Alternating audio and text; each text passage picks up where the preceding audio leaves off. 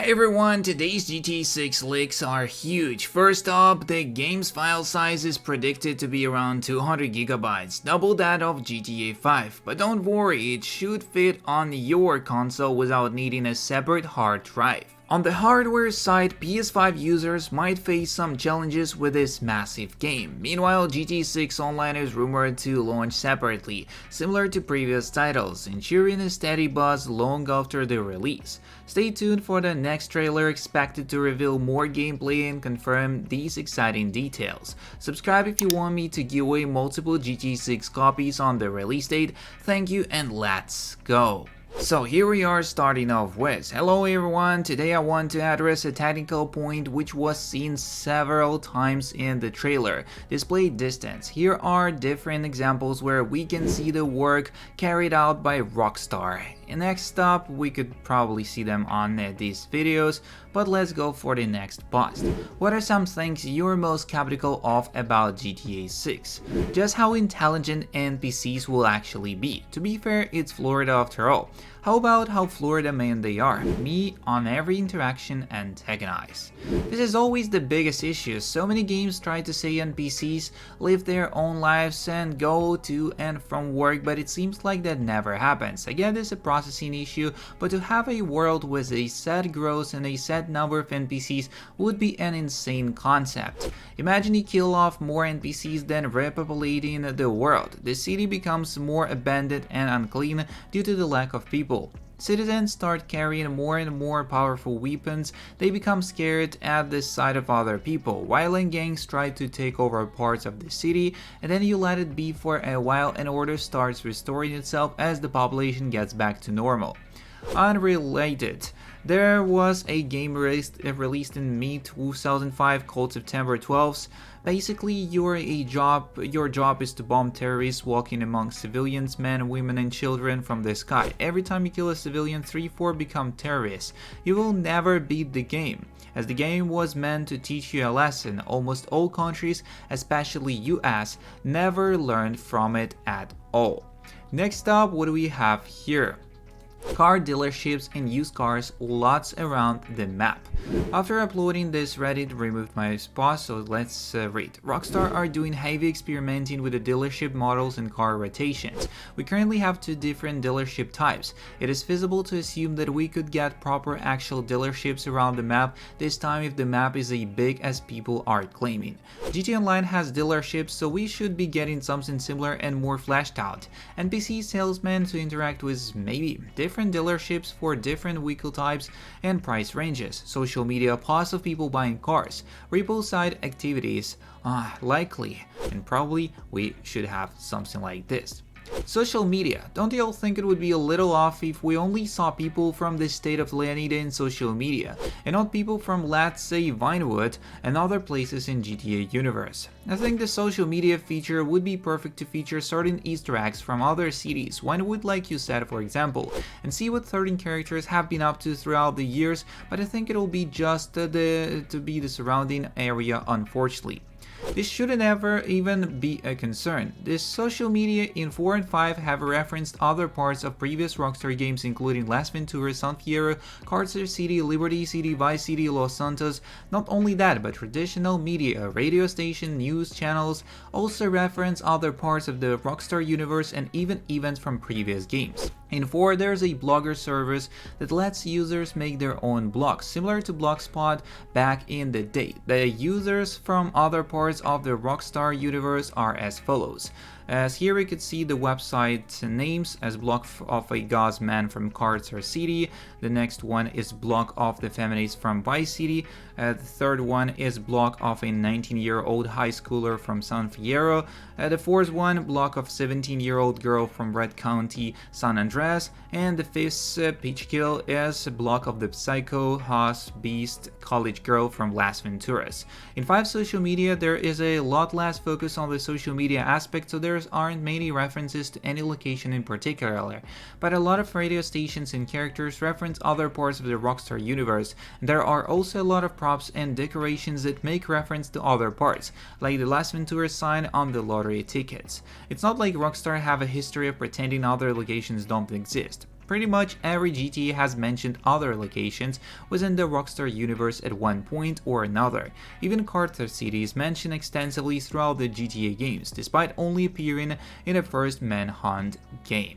Next up, do y'all see GTA Online dropping teasers for GTA 6? I say this because GTA Online looks like it probably may not end until 2025, and I know that we are getting small updates for GTA Online nowadays, but do y'all see them dropping any hints with this game? Well, they teased Red Dead Redemption 2 with its treasury hunt in GTA Online, and I'm almost 100% sure they teased it with other interactions. I don't know how close to the release of Red Dead 2 Rockstar made us, but it's very likely that eventually they'll tease GTA 6 and GTA Online also. So here we could see, would love for there to be like a playable mission or two that references Jason and Lucia vaguely without spoiling too much. Like, heard of this couple in Vice making moves lately, they grabbed my interest. Would be fun to see that same character make an appearance in 6 then. Why are you so mad at GTA 5? GTA 5 has been in the running for a long time, but it's also generally a good game where we got 10 years of additional content for free. I think that is something to be happy about looking at how the gaming industry is these days. Companies like Ubisoft lock in existing content behind a paywall, so people have to buy them 130 USD version of the game, just as an example. Rockstar made the economy doable and playable without the need of shark cards, and the amount of content we get out of our $60 at that time is incredible because generally shark cards are not needed at all to enjoy all the content. Not trying to be Rockstar fan here, but I generally think GTA 5 has been one of the better purchases based on money versus content. Sure, GTA 6 took long, but they also released the graphics overhaul for GTA 5 on PS4 to bring it up to date, then had to work on the PC port, and you Red Dead in 2018, which is something fans of Red Dead Redemption had been wanting for years back then. Red Dead 2 is running a completely new at that time engine. Engines also take a lot of development time, and if you look at the quality of the GTA and Red Dead Redemption games versus Ubisoft, EA, etc., the quality is just on another level content-wise, because looking at those studios, it's often just the same reskin games in a different setting. Next up, how you think Lucia gonna be treated as a woman? Saying she will be respected by these gangsters and ballas and high rollers, or cause she is a female, they gon' think less of her ass, or cause she bad and serve time and shit, maybe they gonna think she a baddie with a fatty. How Jason gonna handle that? Oh my god, I don't know what to say, but if you have any idea about this question, write down in the comments. GTA 6 leaked file size is much smaller than the 750GB, so you can relax. GTA 6's file size has reportedly been leaked, but don't worry, it's not as big as you think. Granted, it's probably early days to be discussing GTA 6's file size. After all we know now, the game isn't due to the launch until fall 2025 thanks to the Take-Two Interactive earnings call.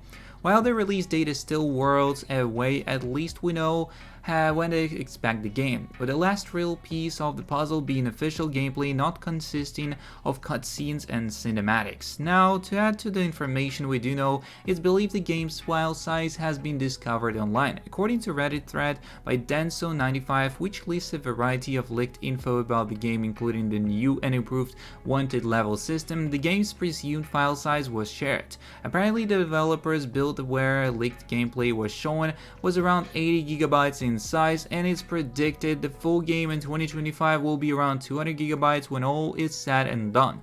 For reference, GTA 6 was around 100GB, whereas Red Dead Redemption 2 was 150GB. Though given the supposed size of GTA 6's, wouldn't be a huge surprise to see the size be even larger. Worry not though, it won't be large enough to need its own hard drive, and you should hopefully have space left over for other games, hopefully anyway. Now the wait is on the Rockstar Games to release the second trailer for GTA 6, which fans hope will show off actual gameplay and confirm the latest leaks and rumors about the game. GTA 5 is leaving PlayStation Plus, so we already know that news, and even though it's still at least 18 months away, the buzz about GTA 6 has already been building for a while, and that means that we are about to see a closure for the GTA 5 and a new start for GTA 6. Yes, basically, let's talk about this. GTA 6 will reverse console slump and solidify gaming's role at the heart of entertainment. Move aside Barbenheimer and Taylor Swift. The decade's defining moment in entertainment is coming. Grand Theft Auto 6 is due to launch in autumn 2025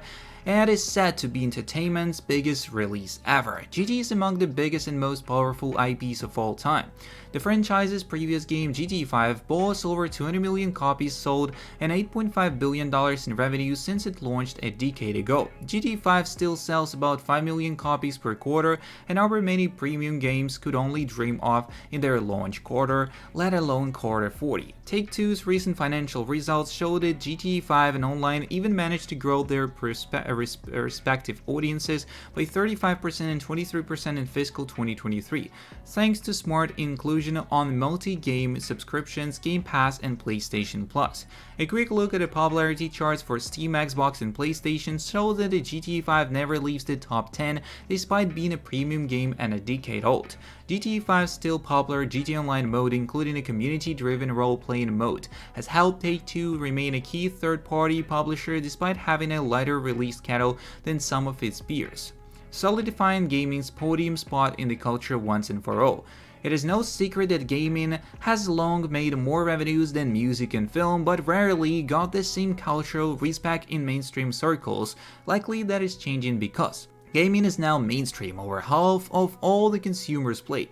Gamers are also aging up and sticking with the pastime into adulthood and beyond. A first. Look out for our article on this exciting topic next week, so we will discuss it as well in the next couple of videos. Many of the executive and cultural gatekeepers who look down on gaming in the past are now lifelong gamers themselves. Gaming IPs being successfully translated into the other media such as HBO's The Last of Us and Amazon's Fallout. Game IP has become prestigious in the eyes of non-gamers.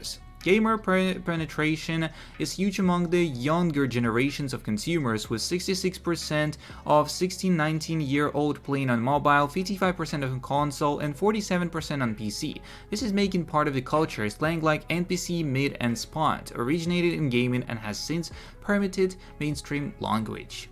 GTA 6's launch will solidify gaming's place at the heart of the entertainment landscape once and for all, and hype is already swelling thanks to the game's marketing cycle kicking off in earnest. Since the end of the 2023, GTA 6's launch trailer has amassed 191 million YouTube views, more than Barbie's main trailer, Oppenheimer's official trailer, and Taylor Swift's Lavender Haze music video combined. The excitement among consumers is palpable. In Q1 2024, 21% of consumers said they get and they play GTA games, up from 19% at the end of the last year.